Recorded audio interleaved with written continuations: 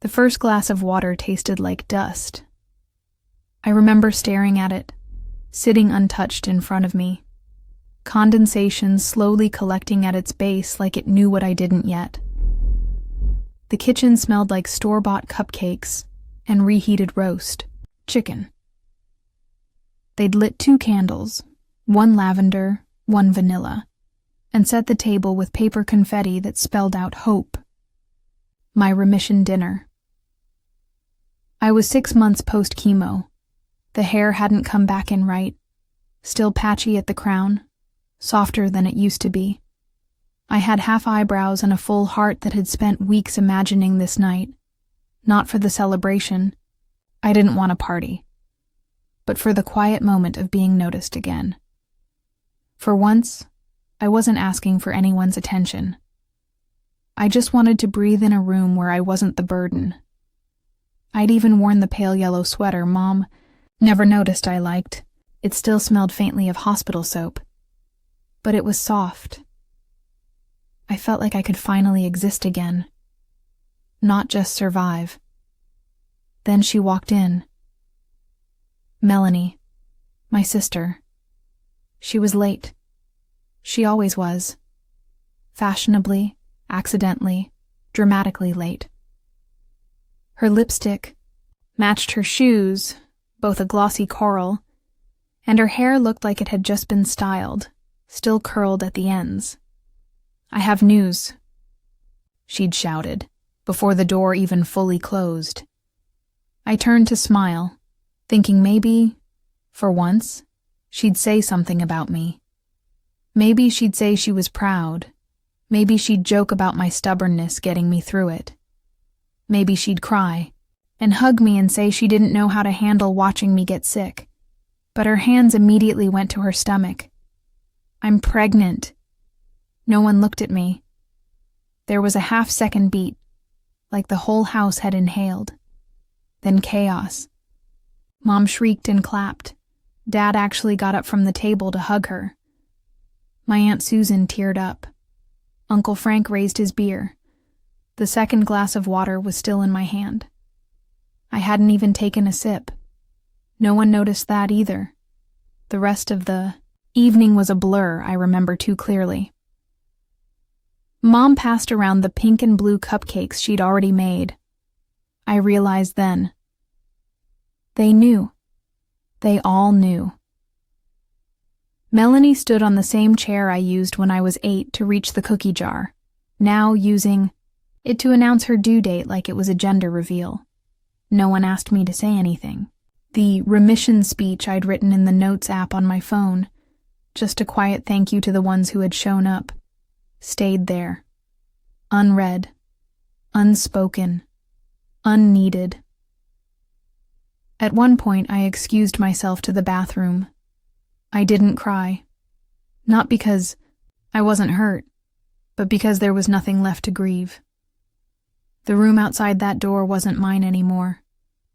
I'd fought for my life, quietly, while they planned balloons and bought ultrasound frames. I had become background noise in my own survival story. So I wiped under my eyes just in case, straightened the yellow sweater, and stared into the mirror for the full count of 10. Not a single knock to check if I was okay.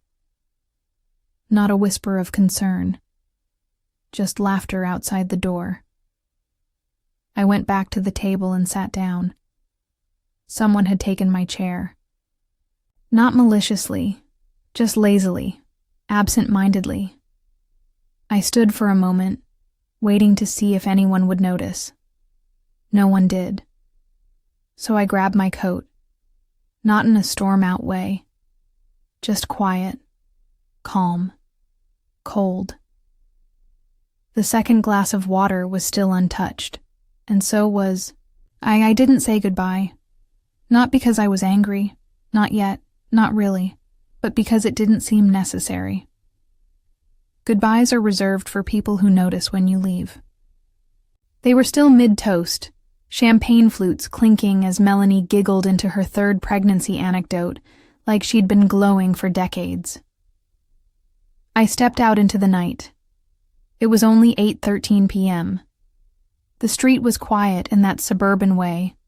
Light, wind, distant sprinklers, the occasional dog bark echoing like a cough swallowed too late. I sat in my car and didn't start it. Just sat. The cupcake wrapper was still in my hand. I'd taken one out of politeness, a pink one with white sprinkles. I hadn't bitten into it. I just peeled it halfway and held it like it meant something. It didn't. But I folded it slowly anyway, pressing the paper into neat quarters like it was fragile. Something worth keeping. Something that had been handed to me with thought. It hadn't. Melanie had placed the tray in front of me like a formality. Like I was the +1 to my own night.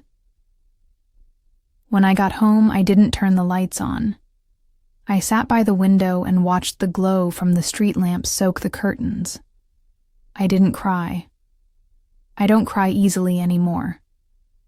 Chemo dries out everything. Your skin, your mouth, your patience. Maybe your heart too.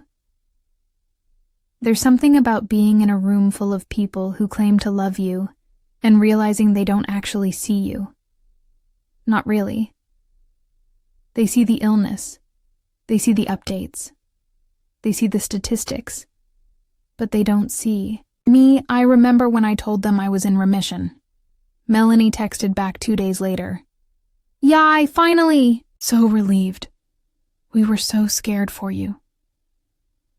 2 days. I opened my notes app again.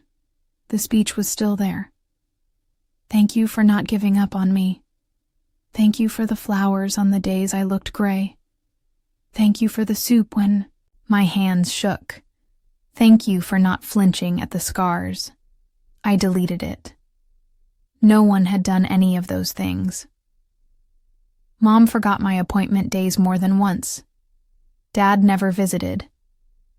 Too much parking hassle at the hospital. Melanie had called it your sad girl season once, like I was just moody and bald, not fighting for air between rounds of nausea. There was a message waiting from her when I finally turned my phone over. "Hey. Sorry again if the timing was weird. I just got so excited, you know how I've always wanted to be a mom. Love you though. Hope tonight was still special for you." Still special. As if I had received something, and she'd merely borrowed the spotlight for a second. I stared at that sentence for a long time. Then I muted her number and set the phone down. The next morning, Mom texted to ask if I could help with the baby shower planning. Not a word about the night before. Not a single mention of me. Just, "Mel wants a forest theme. Maybe you could make one of your cute little photo walls."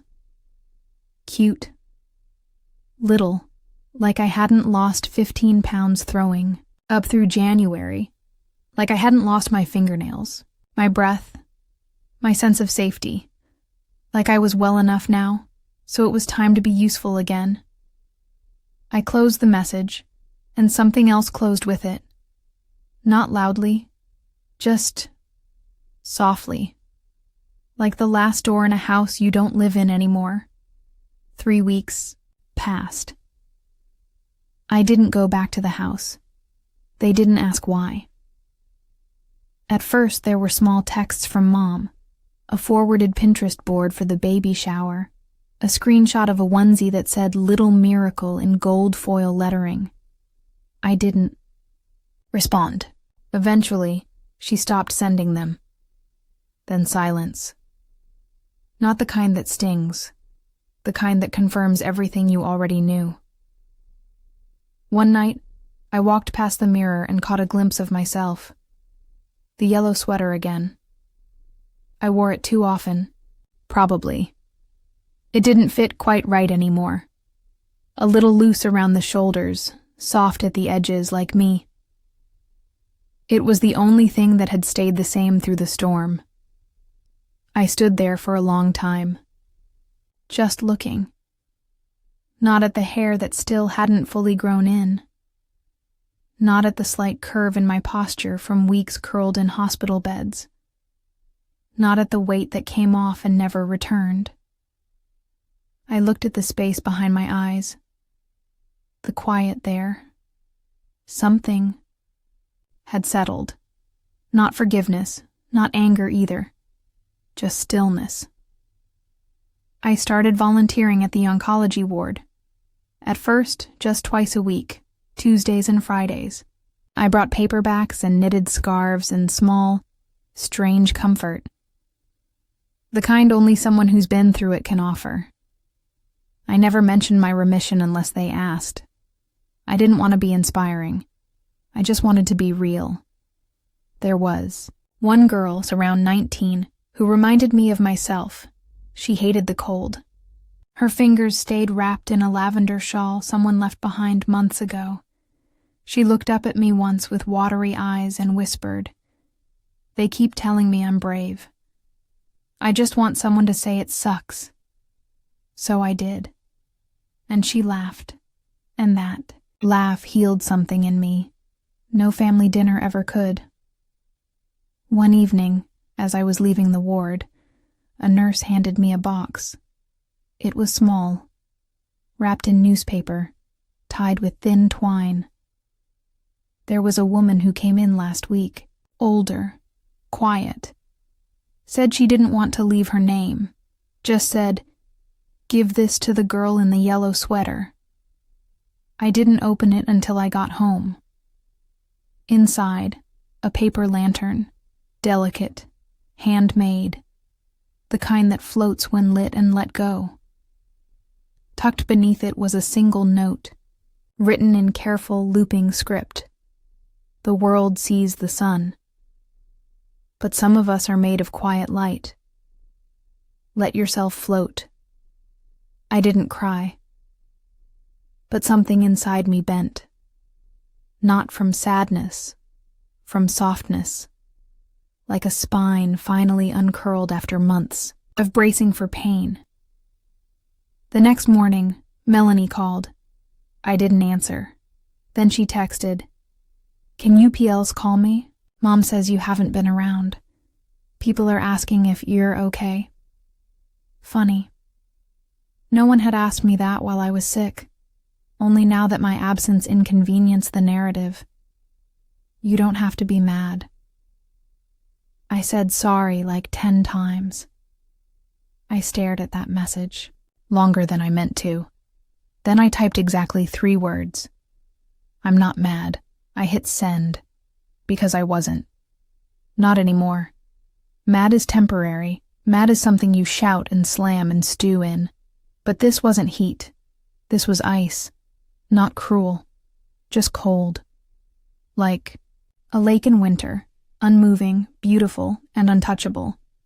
The invitation came in the mail. A pale green envelope, sealed with a wax stamp in the shape of a baby fox. My name written in cursive like we were still children writing thank you cards at the kitchen table. Inside, the baby shower invite. Join us in welcoming baby Carter. Forest theme. Saturday, 1 p.m. Backyard brunch. It was printed on recycled paper with pressed leaves in the corners. The kind of invitation that wants to look humble but costs $50 apiece. Melanie's style. I stared at it for a while, then flipped it over. Handwritten on the back. Hope you'll come. We miss you. M. A small leaf sticker beside it. The same kind I used to collect when I was 10, and Melanie told me it was so lame. Saturday came. I didn't go. Instead, I walked to the park near the library, the one with the pond where the ducks always loitered like bored teenagers. I brought a book I knew I wouldn't read, and a coffee that went cold before I remembered to drink it. Across the pond, a little girl let go of her balloon. It floated up in a lazy spiral, catching sunlight before slipping into the sky like it belonged there. I watched it disappear. Then I turned off my phone. When I got home that evening, there were 6 missed calls, 1 from Mom, 2 from Melanie. 1 from Aunt Susan, the last was a voicemail. I hesitated before playing it. Hey, it's me. I didn't think you'd really not come. Everyone kept asking where you were, and I didn't know what to say. Mom was crying. Dad looked pissed. Look, it's not the same without you, okay? She paused, then added, I thought you'd want to see the decorations. It was a forest theme. I deleted the message. Not out of spite. Just necessity. Because if I kept it, I'd listen to it again. And again. Hoping the tone would shift. Hoping to find regret where there was only confusion. Hoping to hear recognition in her voice instead of expectation. A few days later, Mom texted. No greeting. Your sister's been upset. You could have at least shown your face for the photos. It's her first baby.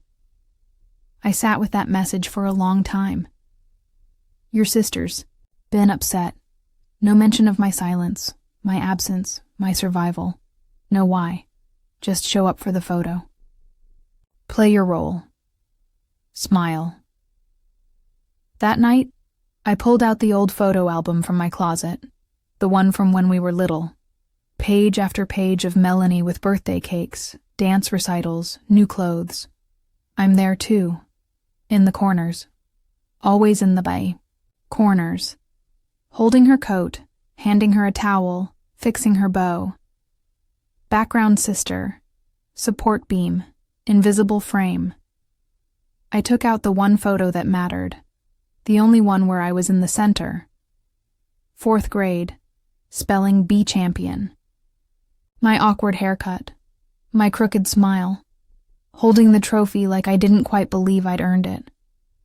No one else was in that photo. No one else came to that event. I placed the photo beside the paper lantern on my dresser. Both were weightless things. Both were evidence that I had once been seen.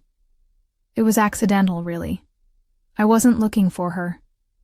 I had gone to the store for almond milk and the good peanut butter, the one with the glass jar and the oil you have to stir. The one I never used to buy when I lived at home because Mom said it was too expensive for something so small. I'd just turned into the baby aisle, not even thinking, when I saw her. Melanie, holding a tiny green onesie with little mushrooms printed on it. Her back was to me, but I recognized the way she stood.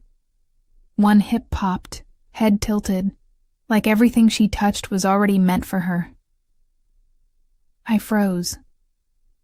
Just stood there between the diapers and pacifiers like a misplaced item someone had forgotten to restock. She turned, her eyes met mine, and she smiled, wide, like nothing had fractured, like no dinner had been hijacked, like no silence had stretched between us for over a month. Hey, I was just thinking about you. I didn't answer. She stepped closer, holding the onesie between us.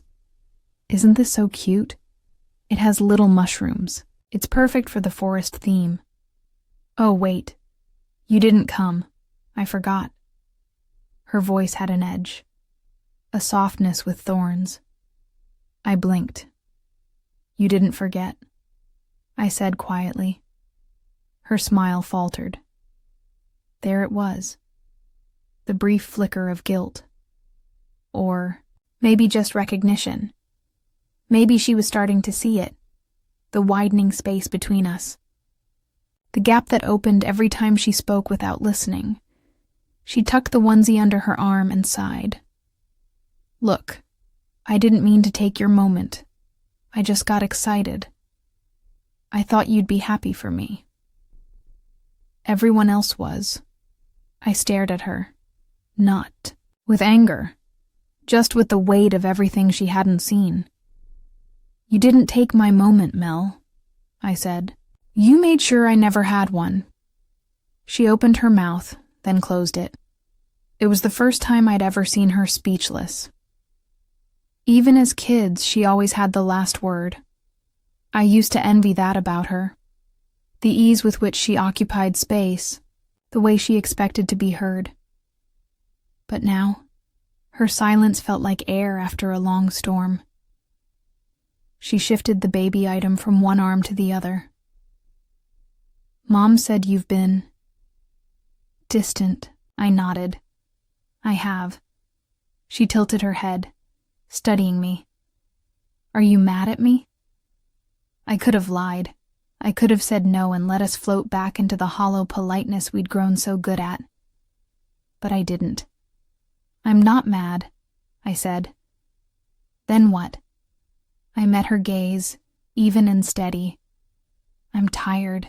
That landed somewhere deeper. She looked down at the onesie in her arms like it was suddenly too heavy to carry. I watched her lips press together. Not in defiance this time, but something softer. Something almost like understanding. Almost. But not quite. I should go, she said. I need to finish shopping. I nodded again. She didn't say goodbye, just turned and walked away. Her hair swaying slightly behind her like it used to on recital days. I stood in that aisle for a while after she left. Then I put the almond milk in my basket and left the peanut butter on the shelf. Some things, I decided, weren't worth stirring anymore. It was early October when Mom called. Not to check in, not to apologize, just to ask if I still had the password for the Nest thermostat. The app's acting weird, she said. The heat won't turn on. I was sitting on my floor, folding laundry that still smelled faintly of hospital-grade detergent. I paused, sock in hand. You never changed it? I asked. Your dad never figured out how, she sighed. And it's cold in here. That house had never felt cold when I lived in it. Even in the worst days of winter, I remembered, sweating through fevers while Mom opened windows to get the chemo smell out. She had said it like I was rotting from the inside, not healing. I imagined them now, wrapped in blankets. Melanie probably still staying over too often. Her things gradually claiming my old room. The same room with the tiny heater I'd paid to fix, the one no one thanked me for. I'll take a look, I said, and I hung up. The app still worked. One swipe and I could see every zone. Living room, hallway, bedrooms, all of them set to 66 degrees.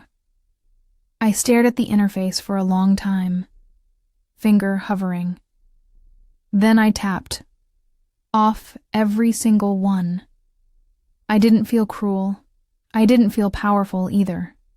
Just clear. Because some silence is louder than a scream. And some warmth is earned, not owed. Later that night, I received a text from Dad, of all people. Can you fix the heat? It's freezing. Your mom's getting a headache. Just that. No punctuation. No please. I didn't reply. Instead, I turned off the phone and lit a candle. Lavender. Same scent they used the night of the celebration.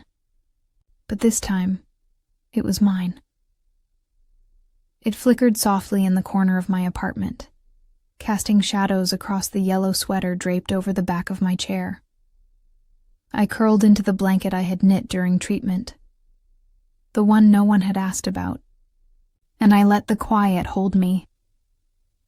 That weekend, I bought myself flowers, not roses, not carnations, ranunculus, soft and layered, in a color I couldn't quite name, a mix between blush and apology. The woman at the stand wrapped them in craft, paper, and smiled. Someone special, she said. I smiled back. Yeah, I said. She is. I went back once. Not because I missed them, But because the silence had grown so wide, I wanted to see how far it could stretch before someone noticed I was gone. It was Melanie who opened the door. She looked surprised, but not guilty. Just startled, like I was a memory that had come too early. Wow. Hey, you look good. She stepped aside. The same entryway rug with the frayed edge. The same faint smell of lemon cleaner mixed with reheated leftovers. It was all too familiar, and impossibly foreign. Mom's upstairs. She's been having migraines. Dad's in the garage. He doesn't know you're here yet. I nodded but didn't take off my shoes. Melanie led me through the house, but I didn't follow too closely. I looked at everything. The new wall, photos, the baby onesie pinned to the fridge, the stroller in the corner of the dining room. Everything screamed her name, her future, her child. None of it held space for me. She gestured toward the spare room. Want to see the nursery? I almost said no. But something in me wanted to look, to see what had taken my place. She opened the door slowly, like it was something sacred. I stepped in behind her. Pale green walls, little foxes and owls hand-painted across one corner. My bookshelf. My chair. My quilt, the one I used during chemo when I couldn't sleep, folded neatly in the corner of the crib. I walked over to it slowly, touched the edge. I didn't think you'd mind, she said, too casually. It's soft, and the baby will need something warm. I didn't say anything. I just turned off the nursery light. We stood in the dimness, the kind of soft dark that makes everything feel farther away. You used to be kind, I said, not unkindly. Melanie stiffened, her arms folded across her belly. I still am. Not to me. That silence again, brittle and stretched, like glass under pressure. You think I'm selfish, she said. I think you don't know how not to be. She let out a breath, a bitter, barely there exhale. You think I had it easy? You think I didn't cry when you got sick? You think I didn't worry every night that I'd lose you? Her voice cracked, a small hairline fracture in her performance. But I didn't soften, because worry in silence isn't the same as presence in pain, because crying in your room doesn't undo abandoning mine.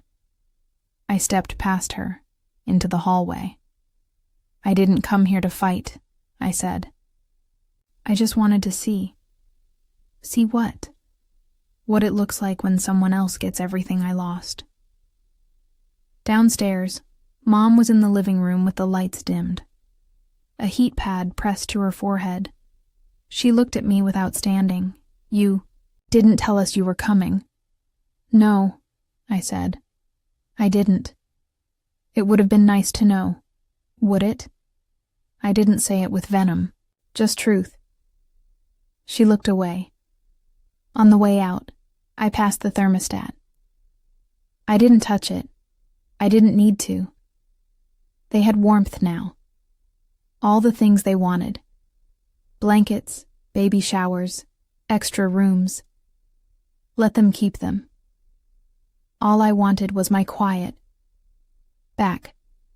In my apartment, I washed the smell of lemon cleaner from my hands, lit the lavender candle, pulled out a fresh notebook, one that hadn't lived in the shadow of cancer or family roles or lost dinners, and I wrote.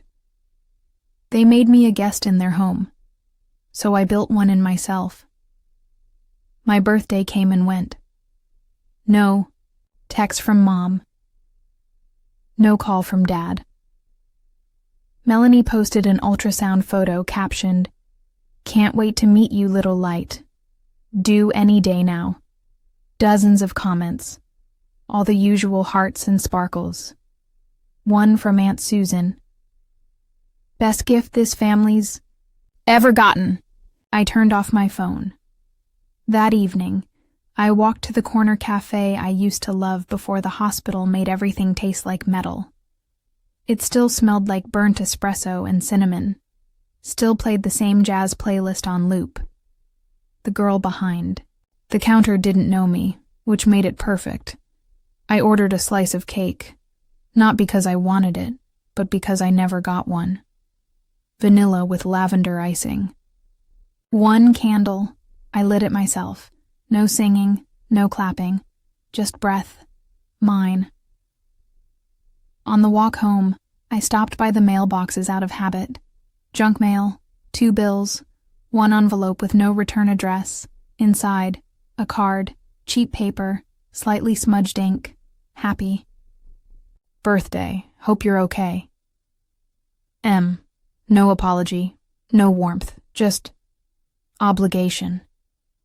I held it for a minute, then placed it inside the recycle bin beside the stairs. Carefully, not torn, just returned to silence. Weeks passed. The baby was born. A girl. I found out from a Facebook post someone forwarded to me. Her name was Eloise. There was a wreath of wildflowers around her crib, and a caption that said, "She's our whole world already." I didn't feel bitter. I didn't feel anything. Some grief dulls so slowly. You only notice its absence when you finally breathe and nothing catches. In the middle of November, I moved. Small apartment. Big windows, hardwood floors that creaked in the corners. The kind of place where nothing had a memory yet. I painted one wall soft yellow, the exact shade of that sweater, and bought a second-hand record player that worked when it wanted to. I didn't tell them my new address. They didn't ask. Sometimes I still get the texts. From Mom, your sister's asking about you. From Melanie, I showed Eloise a photo of you today. She smiled, but I don't reply, because I finally understood. Some families are built from names, others from noticing. Now, I spend my Sundays at the ward, reading aloud to patients who can't hold books anymore. I've learned to let silence sit in a room without trying to fix it.